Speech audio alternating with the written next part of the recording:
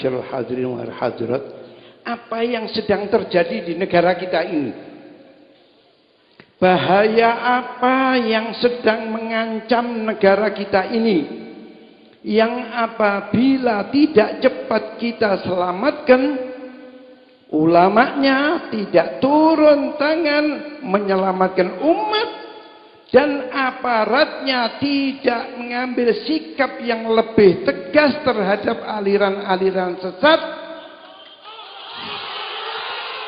maka kami khawatir apa yang terjadi di Timur Tengah, di Irak, di Syria, di Bahrain, di Yaman, yaitu saling bunuh antara Ahlussunnah dengan Syiah akan terjadi di negara kita. Ma'asyiral hadirin wal hadirat rahimakumullah, Indonesia ini adalah bumi Ahlussunnah wal Jamaah. Meskipun umat Islam Indonesia terpecah dalam berbagai organisasi Islam, ada Nahdlatul Ulama, ada Muhammadiyah, ada Al-Irsyad, ada Rabithah Alawiyah dan lain-lain, namun mereka adalah keluarga besar Ahlussunnah wal Jamaah, di mana Ahlussunnah wal Jamaah berpegangan dengan apa-apa yang dikerjakan oleh Rasulullah sallallahu alaihi wasallam bersama sahabat-sahabatnya. Dasar mereka adalah sabda Rasulullah sallallahu alaihi wasallam ketika ditanyakan kepada beliau mengenai ar-firqah an-najiyah, yaitu kelompok yang selamat dan akan masuk surga, maka beliau menjawab, hiya ma ana alaihi wa ashabi. Kelompok yang selamat dan akan masuk surga itu adalah kelompok yang berpegangan dengan apa-apa yang aku kerjakan bersama sahabat-sahabatku.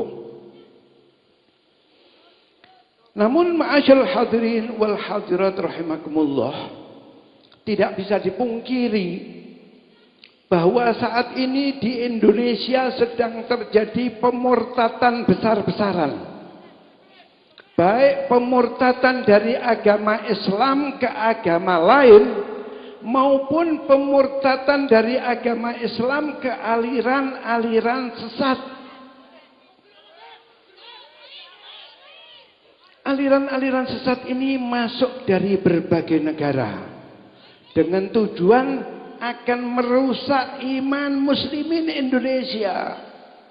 Karena apabila iman muslimin sudah rusak, otomatis persatuan bangsa Indonesia akan rusak pula, dan otomatis akan mengganggu stabilitas keamanan yang telah diciptakan oleh pemerintah. Aliran-aliran sesat ini masuk dari berbagai negara. Dari Amerika masuk jin. Kalau menurut mereka adalah jaringan Islam liberal. Namun kalau menurut kami, Fast Front Anti Aliran Sesat, mereka adalah jaringan iblis laknatullahi alaihim. Tokoh-tokoh kita dicuci otaknya sehingga mereka mempunyai faham yang berbeda dengan apa yang selama ini difahami dan diyakini oleh para salaf kita. Ajarannya jelas-jelas sesat dan menyesatkan karena ajarannya bertentangan dengan Al-Quran dan hadis. Karenanya mereka kita tolak. Kemudian dari India masuk aliran Ahmadiyah. Ajarannya juga sesat dan menyesatkan, di mana mereka berkeyakinan bahwa setelah Rasulullah sallallahu alaihi wasallam masih ada Ghulam Ahmad yang mereka yakini sebagai nabi. Keyakinan yang demikian ini bertentangan dengan firman Allah Subhanahu wa taala, di mana Allah Subhanahu wa taala telah berfirman yang tertera di dalam Al-Qur'anul Karim, "Maka Muhammadun aba ahadin min rijalikum walakin Rasulullah wa khataman nabiyyin." Dalam ayat ini Allah menekankan bahwa beliau Rasulullah SAW adalah Nabi yang terakhir. Dengan demikian berarti ajaran Ahmadiyah bertentangan dengan Al-Quranul Karim. Jelasnya mereka menolak kalamullah. Sedang orang yang menolak kalamullah tidak diragukan lagi kekufurannya. Kemudian dari Iran masuk aliran Syiah. Lengkapnya Syiah Imamiyah Itsna Asyariyah atau Syiah Ja'fariyah atau Syiah Humainiyah yang menggunakan nama samaran mazhab Ahlul Bait. Kalau namanya keren, sehingga banyak saudara-saudara kita yang tertipu sehingga terjerumus mengikuti aliran yang menyesatkan tersebut. Ajarannya jelas-jelas sesat dan menyesatkan karena ajarannya bertentangan dengan Al-Quran dan hadis. Karenanya mereka kita tolak.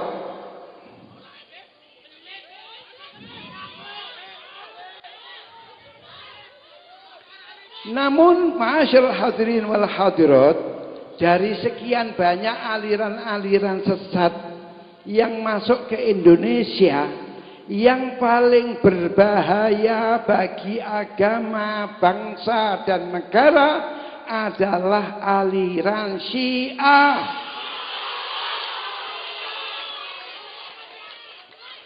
Mengapa aliran Syiah ini berbahaya bagi agama, bangsa dan negara? Karena di samping ajarannya bertentangan dengan Al-Quran dan hadis, aliran ini didukung satu negara yang kaya. Tokoh-tokoh kita, baik dari NU, dari Muhammadiyah, dari cendekiawan, dari habaibnya mereka dekati. Ada yang didatangi dan ada yang diundang ke Iran. Di Iran mereka ditamasyakan. Yang perlu bantuan dibantu. Baik untuk pribadinya maupun untuk organisasinya. Sehingga hampir semua organisasi Islam di Indonesia menerima bantuan dari Syiah.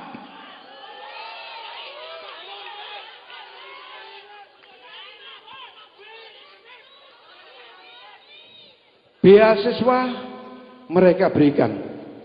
Dasar kita ini suka berebut beasiswa tanpa memikirkan akibatnya. Saudara-saudara kita kirim ke Iran, berangkat dalam keadaan iman Islam, dalam waktu 2, 3, 4 tahun pulang ke Indonesia sudah murtad, sudah berpindah agama, berpindah akidah. Tokoh-tokoh kita tadi yang ditamasyakan ke Iran ini, yang dicuci otaknya di Iran, mereka tidak diberitahu berapa banyak ulama Ahlus Sunnah di Iran yang dibantai oleh rezim Khomeini. Berapa banyak ulama Ahlus Sunnah di Iran yang sampai sekarang ini mendekam di penjara-penjara di Iran. Berapa banyak masjid dan madrasah milik Ahlus Sunnah yang diratakan di Iran. Padahal jumlah mereka itu sepertiga dari penduduk Iran. Kurang lebih 20 juta. Namun mereka mazlumin, mereka sangat tertekan, tidak boleh mengadakan kegiatan ini, tidak boleh mengadakan kegiatan itu. Mana hak dan suara mereka Ahlus Sunnah di Iran? Itulah yang terjadi terhadap Ahlus Sunnah di Iran. Namun tiba-tiba mereka datang ke Indonesia. Datang ke bumi Ahlus Sunnah wal Jamaah, mengajak ukhuwah Islamiyah. Aneh. Ahlus Sunnah yang di Iran dizalimi, ditekan, tidak boleh berbuat ini, tidak boleh berbuat itu, datang ke bumi Ahlus Sunnah ngajak ukhuwah Islamiyah. Kalau mereka itu tulus ingin berukhuwah Islamiyah dengan Ahlus Sunnah, mengapa mereka tidak berukhuwah dengan Ahlus Sunnah yang ada di Iran? Kok yang di Iran ditekan, dizalimi, datang ke bumi Ahlus Sunnah ngajak ukhuwah Islamiyah? Memang ukhuwah Islamiyah itu baik dan bisa dilaksanakan apabila dilaksanakan antara sesama Islamnya. Yang bermadhab Syafi'i dengan yang bermadhab Maliki mengadakan ukhuwah Islamiyah. Bisa. NU berukhuwah Islamiyah dengan Muhammadiyah. Bisa. Karena mengapa? Karena perbedaan mereka di dalam furu'. Tapi perbedaan kita, umat Islam Indonesia, Ahlus Sunnah wal Jamaah dengan Syiah, Imamiyah, Ithna Asyariyah, di samping di dalam furu', di dalam usul. Di mana rukun Islam kita berbeda dengan rukun Islam mereka. Rukun iman mereka berbeda dengan rukun iman kita. Kalau rukun iman kita antuk minabillah wa malaikatihi wa kutubihi wa rusulihi wa bil yaumil akhir wa bil qadari khairihi wa syarrihi minallahi ta'ala, maka rukun iman mereka ada 5. Kalau rukun iman kita ada 6, rukun iman mereka ada 5, yaitu at-tauhid, an-nubuwah, al-imamah, al-adl, al-ma'ad. Konsekuensi dari perbedaan rukun iman itu, ma'asyarul hadirin, maka mereka menganggap kita ini kafir. Dan sebaliknya, kita juga menganggap mereka kafir. Demikian pula rukun Islam mereka. Kalau kita, rukun Islam kita ada 5. Syahadatain, as-salah, as-shom, al-zakah, al-hajj. Maka mereka tidak ada syahadatain. Mereka langsung as-salah, as-shom, az-zakah, al-hajj, wal wilayah. Itulah sebabnya para ulama Ahlus Sunnah wal Jamaah mengatakan bahwa mereka Syiah itu adalah agama tersendiri yang tidak ada hubungannya dengan Islam dan Muslimin.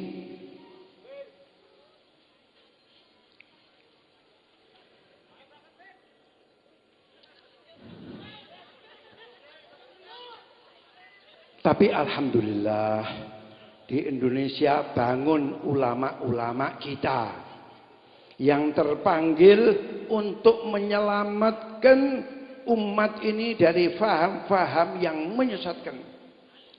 Beribu-ribu bahkan berjuta-juta kitab dicetak yang berisi penerangan mengenai kesesatan ajaran Syiah. Yang menjadi kendala bagi ulama-ulama kita yang akan menyelamatkan umat ini adalah tokoh-tokoh kita sendiri yang sudah dicuci di Iran tadi itu. Baik dari Nahdlatul Ulama, dari Muhammadiyah, dari cendekiawannya, dari habaibnya. Di saat Majelis Ulama Jawa Timur mengeluarkan fatwa bahwa ajaran Syiah itu sesat dan menyesatkan, tahu-tahu tokoh-tokoh kita di Jakarta bersuara membela Syiah. Bukan rahasia lagi, kita lihat di televisi-televisi kita.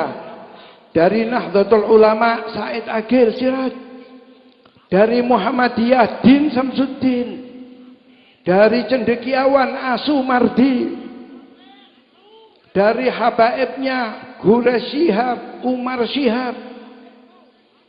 Apakah mereka itu Syiah? Apakah tokoh-tokoh kita tadi itu Syiah? Beragidahkan Syiah? Tidak. Mereka itu ibadahnya secara ahlus sunnah. Tapi karena sudah dicuci otaknya dengan dana dari Iran, maka mereka mati-matian membela Syiah.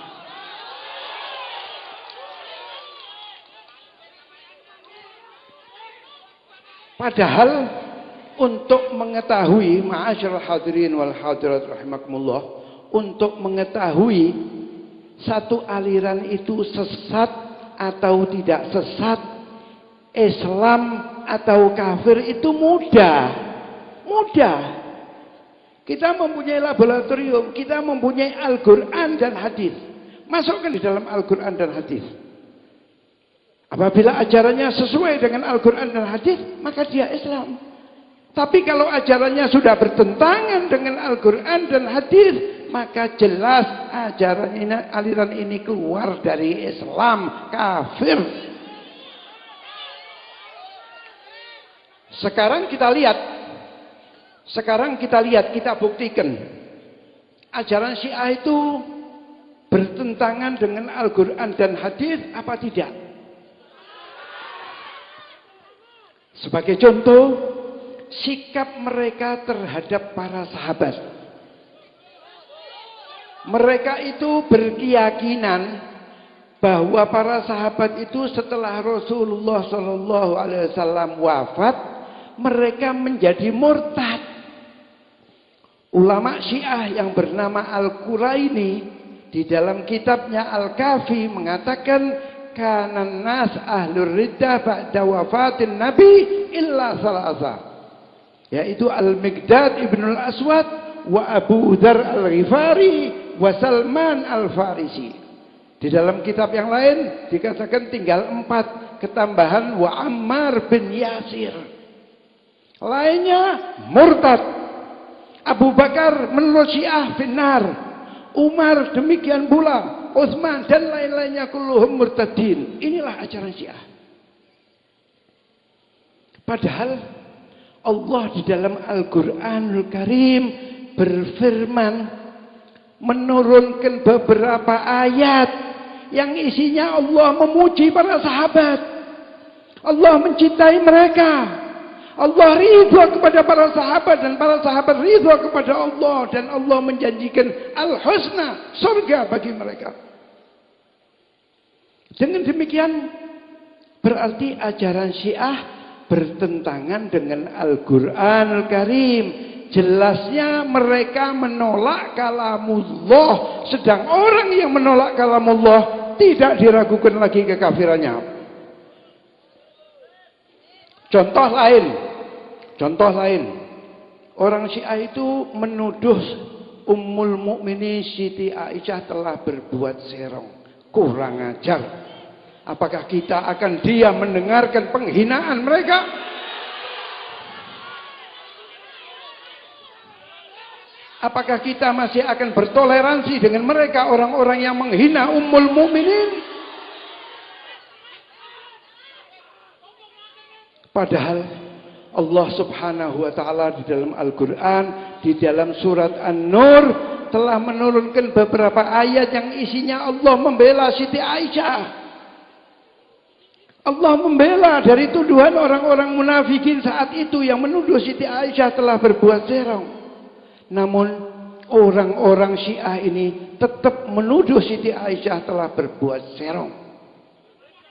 Kurang ajar.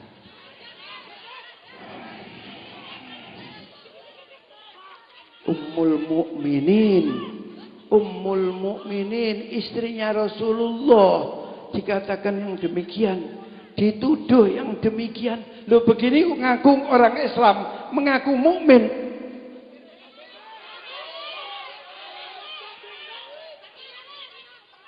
Dengan demikian berarti ajaran Syiah bertentangan dengan Al-Quranul Karim. Jelasnya mereka menolak kalamullah, sedang orang yang menolak kalamullah tidak diragukan lagi kekufurannya.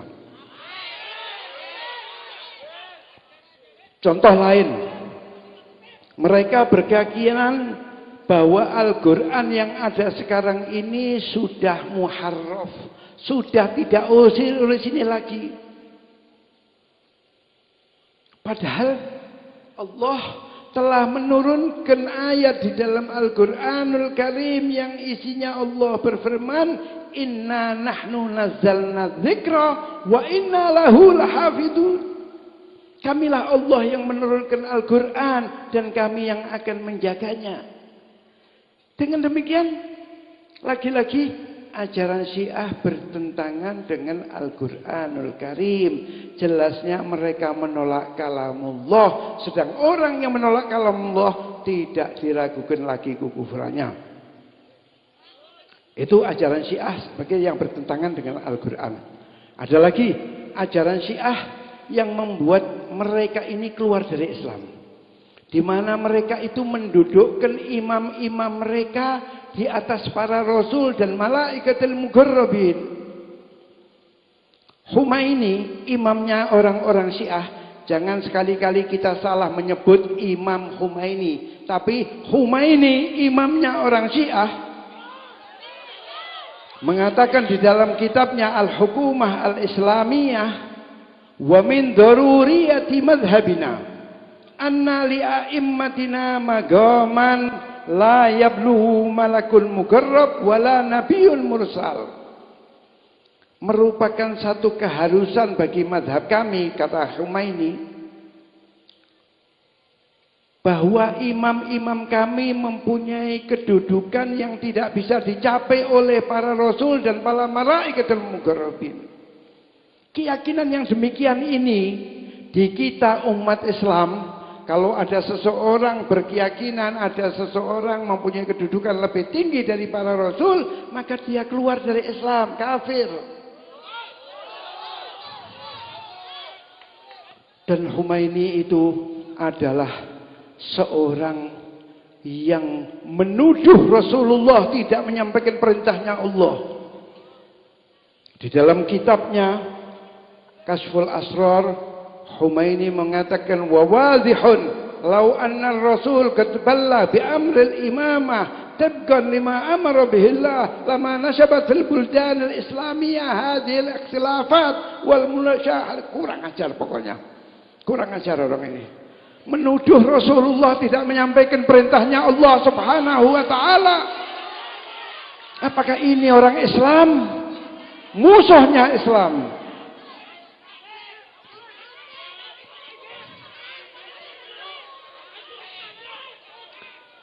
Itulah ma'asyiral hadirin, di antara ajaran-ajaran Syiah yang membuat mereka keluar dari Islam. Di samping itu masih banyak ajaran-ajaran Syiah yang bertentangan dengan Islam. Misalnya ajaran mereka mengenai roj'ah, mengenai ibadah, mengenai roj'ah dan lain-lain. Itulah sebabnya para ulama di seluruh dunia sepakat bahwa ajaran Syiah telah keluar dari Islam, kafir.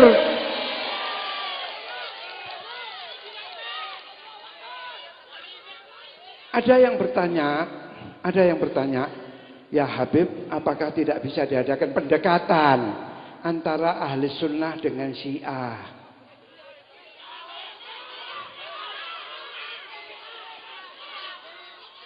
Perlu diketahui bahwa takrib antara Ahlus Sunnah dengan Syiah itu adalah proyeknya Syiah di daerah di mana mereka minoritas. Di Indonesia mereka minoritas, ngajak takrib, ngajak pendekatan dengan Ahlus Sunnah. Di Mesir dulu mengajak juga takrib. Tapi di Iran di mana mereka mayoritas tidak ada takrib. Bahkan ahli sunnah ditindas, ditekan. Perlu diketahui bahwa takrib antara ahli sunnah dengan Syiah itu sesuatu yang muhal, yang tidak mungkin terlaksana. Tidak mungkin ahli sunnah berukhuwah dengan Syiah, tidak mungkin. Kenapa? Karena perbedaannya di dalam usul, di dalam tauhid, di dalam akidah. Ini adalah agama tersendiri, Islam tersendiri, Syiah agama tersendiri. Tidak ada hubungannya dengan Islam dan Muslimin. Yang terakhir, saya kemarin di Madura, beberapa hari di Madura. Ada pertanyaan-pertanyaan di Sampang sana, di antaranya ada pertanyaan, ya Habib, ini bagaimana yang masuk Syiah ini di antaranya adalah habaib. Bagaimana sikap kita ini kepada mereka? Saya jawab, tidak ada Habib yang masuk Syiah. Mengapa demikian? Karena Al-Habib, mengapa demikian? Karena Al-Habib Ali bin Abi Bakar As-Sakran di dalam kitabnya Al-Barghah Al-Masyighah, ketika beliau menerangkan sebab hijrahnya Al-Imam Al-Habib Ahmad bin Isa yang dikenal dengan Al-Muhajir pindah dari Irak ke Hadramaut itu dikarenakan saat itu di Irak timbul fitnah, dan fitnah yang terbesar saat itu adalah keluarnya adanya aliran Syiah yang memusuhi golongan Ahlussunnah wal Jamaah. Karenanya Al-Habib Ahmad bin Isa Al-Muhajir dalam rangka menyelamatkan anak keturunannya dari faham Syiah yang menyesatkan, beliau pindah dari Irak, tepatnya dari kota Basrah ke Hadramaut. Dari negara yang kaya raya pindah ke daerah yang gersang dalam rangka menyelamatkan anak keturunannya dari faham Syiah yang menyesatkan. Karenanya apabila sekarang ada keturunannya yang berakidahkan Syiah, maka berarti dia telah berkhianat kepada datuknya Syekh Al-Imam Al-Habib Ahmad bin Isa.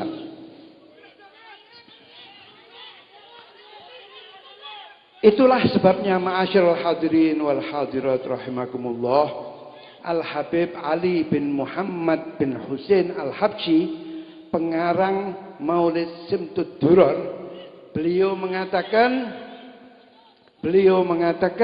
syuf Alawi idza ma salak maslakal alawin mahu alawi.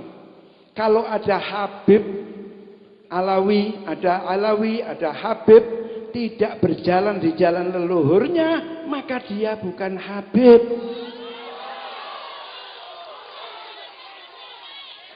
Jelasnya kalau ada Habib tidak berakidahkan Ahlus Sunnah wal Jamaah, maka dia bukan Habib.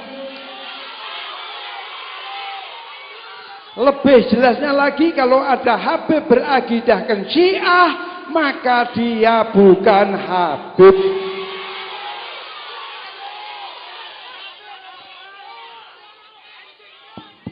Memang konsekuensi seorang Habib yang masuk Syiah itu dia telah melepaskan kehabaibannya. Dia sendiri yang melepaskan kehabaibannya. Dengan keyakinan mereka yang menganggap Ahlus Sunnah fi dhalal, pernikahan yang dilakukan secara Ahlus Sunnah ini menurut mereka tidak sah. Padahal dia lahir dari pernikahan yang menurut dia tidak sah. Berarti dia apa? Ma yantasib ila abi innahu walad Nuh innahu amalun ghairu salih. Lalu bagaimana? Kalau bukan Habib dipanggil apa? Saya bilang dipanggil mantan-mantan Habib. Kita wajib ma'asyiral hadirin menghormati keturunan baginda Rasulullah SAW. Selama keturunan tersebut berjalan di jalan yang telah ditempuh, yang telah dijalani seakidah dengan baginda Rasulullah SAW. Tapi apabila dia sudah menyimpang ke akidah Syiah, maka dia tidak perlu dihormati. Saya katakan di Madura, kalau yang diusir itu jangan hanya Tajul Muluk. Kalau ada mantan-mantan Habib ini, usir sekali sudah.